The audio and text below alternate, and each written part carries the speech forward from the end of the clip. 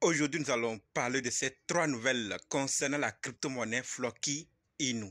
Floki Inu a fait fort. Je ne sais pas si vous êtes au courant ou pas, mais ne vous inquiétez pas, quand on va en parler tout de suite. Et ce n'est pas tout. Nous allons aussi parler de Singapour, de Kraken, de LastPass et Thaïlande. Donc, si toi aussi tu vas en savoir plus sur ces plateformes et pays, continue, ok?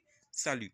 Ici, c'est la chaîne crypto-monnaie et investissement, et sur cette chaîne nous parlons de deux thèmes, les crypto-monnaies en général et quelques business en particulier. Alors si ces deux thèmes vous intéressent, n'hésitez pas à cliquer sur s'abonner, activer la cloche de notification pour ne rien rater sur toutes des vidéos d'urgence, et prenez place car il y a de la place pour tout le monde, y compris vous, quelle que soit votre position géographique. Ok, mille merci à tous ceux qui sont déjà abonnés, qui me des commentaires, qui partagent mes vidéos. Grâce à votre contribution, nous sommes déjà à plus de 7000 abonnés et vous dis merci du soutien. On va dans le but. Mais oui, on n'a pas cliqué sur abonner, c'est fait. Ok, c'est parti.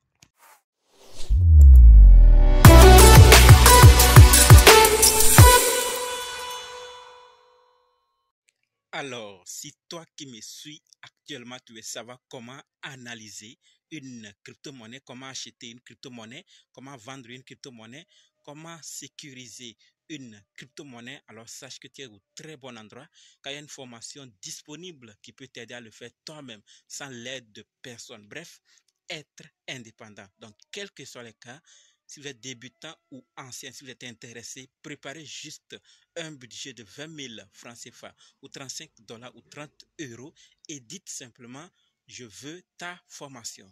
Soyez prêts d'abord avant de me contacter. OK? Et on va faire le programme pour commencer. Parlons maintenant des nouvelles de la vidéo. Comme dit, nous allons parler de ces nouvelles. Nous allons d'abord parler de Singapour, ensuite de Kraken, de LastPass, de Thaïlande et finir avec ces trois nouvelles concernant la crypto-monnaie Floki Inu. Donc restez jusqu'à la fin pour qu'ensemble on puisse découvrir ces nouvelles et prendre nos dispositions. Ok? Par rapport à Singapour, j'espère que vous connaissez Singapour, n'est-ce pas? Ou peut-être vous avez une fois entendu parler. La nouvelle, c'est que l'autorité monétaire de Singapour, MAS, a annoncé qu'elle coopérerait avec le Japon, la Suisse et le Royaume-Uni. Pour faire quoi? Pour promouvoir les discussions juridiques et politiques sur les actifs numériques, soutenir leur développement transfrontalier et promouvoir les projets pilotes. Voilà ce qui se passe ailleurs. Donc l'autorité de Singapour est en train, d'accord, de coopérer avec ces trois pays, le Japon, la Suisse et le Royaume-Uni, pour promouvoir la discussion juridique et politique sur les actifs numériques. Donc, non seulement ils se sont eux-mêmes d'abord en charge de ces actifs numériques au Singapour, mais aussi veulent travailler avec les autres pays pour créer des conditions politiques et juridiques favorables entre eux, de sorte que s'il y a un problème, on peut facilement se servir, s'appeler, se communiquer et saisir la personne ou protéger les populations de ces trois pays. Et si d'autres aussi viennent adhérer après, ils vont aussi travailler ensemble. Voilà ce qui se passe ailleurs. Nous devons tous voir que si ça commence ailleurs, c'est que d'autres vont copier et que ça peut prendre le temps qu'il faudra, mais certains, ou le pays, ou votre pays actuellement, va sûrement travailler avec le temps sur ces actifs numériques, non seulement eux-mêmes, ensuite avec les autres. Donc, si d'autres ont commencé, ça peut aussi arriver chez nous. Maintenant que nous sommes informés, passons à la deuxième nouvelle qui concerne Kraken. Et par rapport à Kraken, la nouvelle, c'est que Kraken transmettra plutôt les données de 42 000 utilisateurs à l'Internal Revenue Service, IRS, en novembre, d'accord, conformément à une décision de justice rendue en juin. L'IRS est l'administration fiscale aux États-Unis.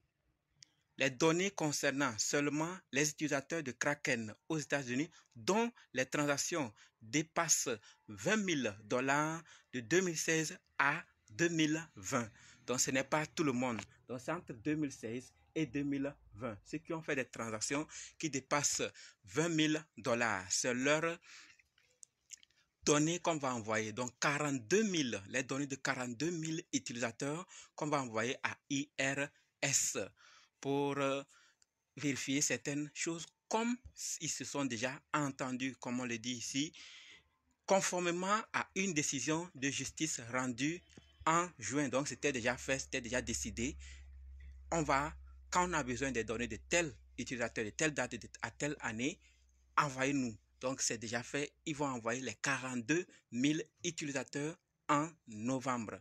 Donc, ces genre de choses peuvent arriver dans nos pays. Donc, sachons aussi bien utiliser nos choses pour qu'on ne soit pas suspect ou considéré sur certains points afin d'être interpellé. Surtout sur les échangeurs centralisés, tout est connu sur nous. Donc, sachons bien utiliser les choses pour ne pas tomber dans certains problèmes. D'accord? Passons maintenant à la troisième nouvelle qui concerne LastPass. J'espère que vous connaissez LastPass, n'est-ce pas? Ou soit vous avez une fois entendu ailleurs. La nouvelle, c'est que le 25 octobre 2023, le piratage du gestionnaire de mots de passe LastPass a permis le vol d'environ 4,4 millions de dollars à plus de 25 victimes. Donc, on a pris 4,4 millions à 25 victimes suite à ce piratage. SatchXBT rappelle aux utilisateurs qui auraient un jour stocké leur seed sur LastPass de migrer immédiatement leur crypto. Vous allez sûrement me dire, ou soit peut-être que vous n'avez jamais entendu parler de LastPass et que vous n'utilisez même pas. C'est normal. Mais peut-être vous avez un ami à côté de vous qui s'y connaît dedans, qui utilise. Donc, n'hésitez pas. Même si vous ne savez pas, partagez. Peut-être il utilise sans vous le dire. Donc, partagez la nouvelle pour qu'il puisse aussi prendre ses dispositions afin de migrer. Parce que c'est averti. Si le dégât continue, on dira qu'on a averti. Alors que vous avez eu l'information, vous avez gardé pour vous seul. Donc, de grâce, partagez pour vos connaissances, votre entourage, puisque vous ne savez pas ceux qui en utilisent ou ceux qui sont concernés. D'accord? Passons maintenant à la quatrième nouvelle. Et j'attends surtout vos avis dans les commentaires. Si vous n'êtes pas encore abonné, abonnez-vous pour qu'on puisse ensemble agrandir notre communauté crypto-monnaie et investissement. La quatrième nouvelle concerne Thaïlande. Qu'est-ce que nous devons savoir par rapport à Thaïlande? La nouvelle, c'est que la deuxième banque thaïlandaise, Kasikorn Bank, a acquis 97% des parts de la société mère de l'échangeur crypto Satang. D'accord? L'opération est évaluée à 102,8 millions de dollars. Satan sera rebaptisé Orbix. D'accord? Donc, ils vont changer immédiatement le nom et ça va prendre, ça ne sera plus Satan, mais c'est Orbix. K-Bank plutôt a récemment obtenu une licence d'échangeur de crypto-monnaie et a lancé un fonds de 100 millions de dollars ciblant le Web3, la FinTech et l'IA. D'accord? Donc, c'est Kasikorn, comme je l'avais dit, la deuxième banque thaïlandaise qu'on appelle Kasikorn Bank. C'est ça, on a résumé ici K-Bank. Donc, on nous dit qu'ils ont récemment obtenu la licence d'échangeur de crypto-monnaie et ils ont lancé un fonds de 100 millions de dollars ciblant le Web3, la FinTech et l'intelligence artificielle. Nous voyons clairement que certaines banques ont déjà tout compris et n'hésitent même plus à la moindre occasion d'acquérir des parts ou la totalité d'un échangeur ou d'une plateforme liée à la blockchain et les crypto-monnaies de façon générale.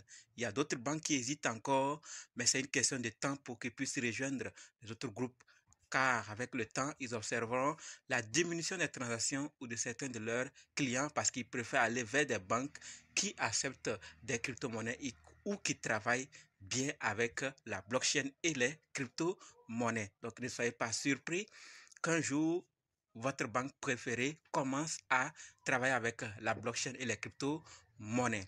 Je vous attends dans les commentaires pour vos avis. Maintenant, parlons de ces trois nouvelles concernant la crypto-monnaie Floki Inu. La toute première que nous devons savoir concerne Token Phi. Oui, Floki Inu a fait fort. La nouvelle, c'est que Floki Inu a lancé la plateforme de tokenisation Token Phi $token. D'accord? TokenFi, pour ceux qui ne savent pas, c'est une plateforme de tokenisation de crypto et d'actifs qui vise à capitaliser sur l'industrie de la tokenisation qui vaut des milliards de dollars. C'est la plateforme ultime pour la tokenisation des crypto-monnaies et des actifs visant à rendre la tokenisation transparente et facile pour le grand public. Pour la tokenisation de vos crypto-monnaies ou de vos actifs, pensez à TokenFi, d'accord? Et ce que nous devons savoir, c'est que TokenFi, Token est désormais en ligne sur Uniswap et PancakeSwap avec plus de 10 800 détenteurs sur BNB Chain et Ethereum combinés. D'accord? Donc sur les deux, on est à plus de 10 800 détenteurs déjà.